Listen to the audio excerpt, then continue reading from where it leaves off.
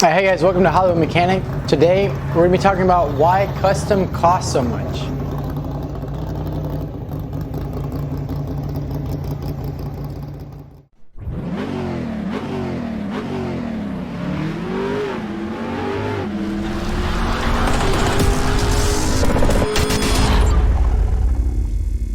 Alright, so on the weekend, right, you're out driving down PCH and you see a baller roll up in a sick custom Cobra, custom retro mod Corvette, and he's wearing a massive smile on his face. The reason he's so proud of that custom car is because of what went into getting it.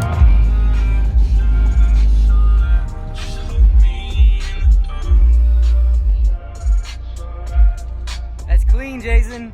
The chances are, if it's a full restore with a tube frame chassis, you're looking at a $250,000 build. And that sounds crazy because for $250,000, you could buy a Ferrari 488 right now. And everything on that Ferrari 488 is probably gonna work to the best of performance. Whereas on these old resto mods or custom builds, you're oftentimes dealing with old technology or just not the pinnacle of performance. Why would someone pay over 200 grand for a fake Shelby Cobra? I mean, like, again, you can buy a Ferrari that's gonna maintain its value. This fake Cobra really will never resell for what a Ferrari would resell for. The Cobra is made for the person who wants it. And that's what kind of makes them so cool, is that a guy can literally afford to throw away money on something that is specifically custom for him. And just so you know, it's not just the build that makes this thing expensive. Maintaining them is extremely expensive. Most shops won't touch a custom build, a replica car,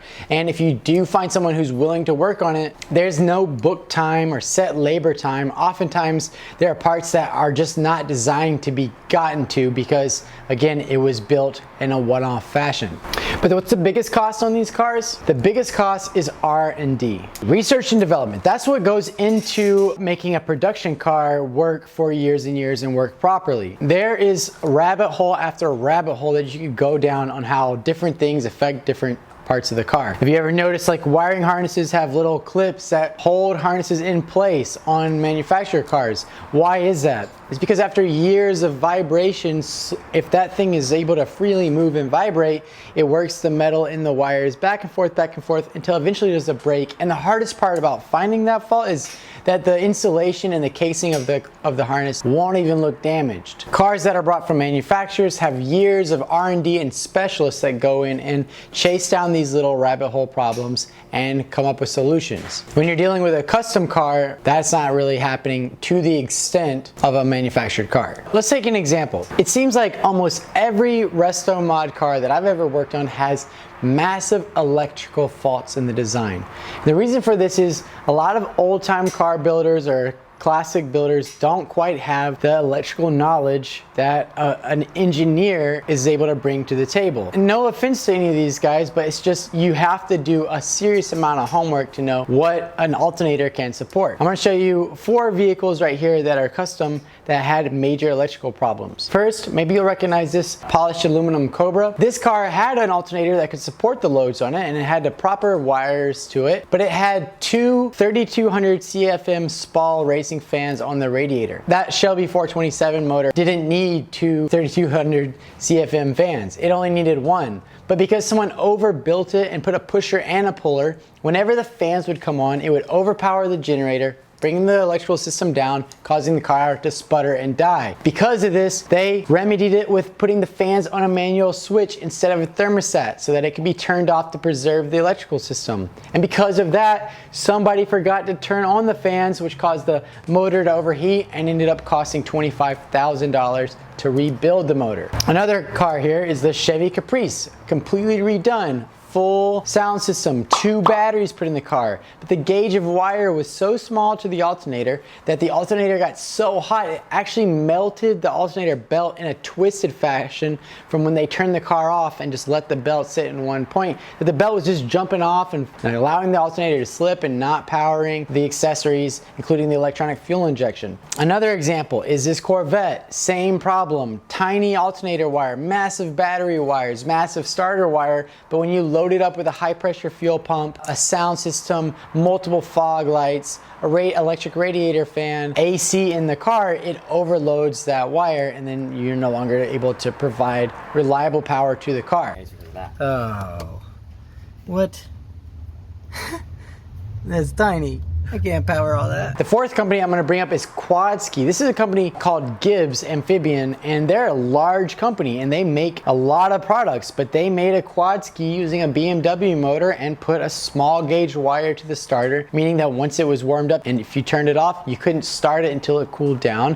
They also put underpowered wires to the reverse motor. It was just a complete mess. These are companies that are pros at this. This is all they do. Even they make mistakes because unlike a manufactured car, it's not going through years and years of R&D testing with engineers with big degrees that sound complicated, checking to make sure that everything's gonna work together. So what does it take to make custom? Well, it takes a specialist. It takes multiple specialists. You've seen that car show, Pimp My Ride, how they had different guys for different parts of the car, and that's really what it takes. In order for one guy to be an expert in electricity, it really doesn't make sense to also make him an expert in body work and making the body fit on the car or the paint work or the suspension geometry setup. If you really want the best and want it to work well and be safe, you need a specialist to work on that. So let's think about it. Is your normal mechanic a specialist?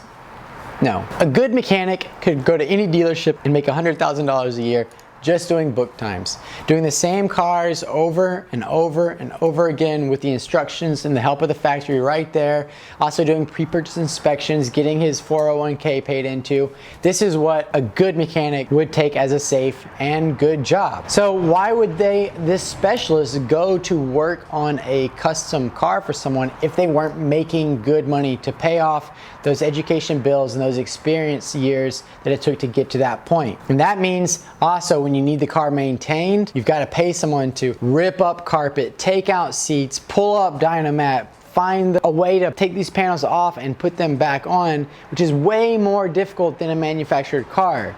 So when you think, oh, I'm just gonna take my Cobra down to get this clutch cable adjusted or the transmission fluid changed, and I'm gonna compare that to my Mercedes AMG service, it's not even comparable. You've gotta pay a specialist to sit there and figure it out, and that costs a lot of money. To wrap all this up, again, don't be afraid of custom. I love custom builds. Guys like Singer and the Ring Bros, these guys make some incredible, rare custom creations.